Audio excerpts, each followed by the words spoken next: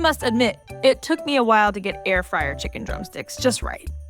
The skin was not crispy enough, they were too dry, or they lacked flavor. After many attempts, I discovered a simple method that always delivers perfectly crispy, tender, and flavorful air fryer chicken drumsticks.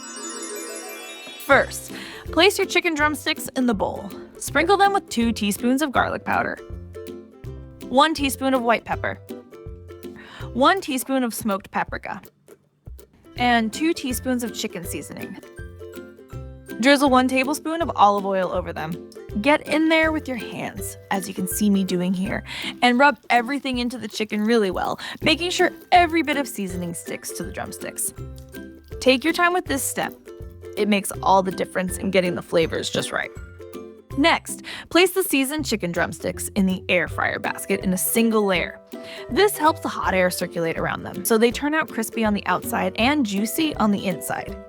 If you are making more than 5 or 6 drumsticks, cook them in batches so they turn out perfectly crispy instead of soft or not fully cooked.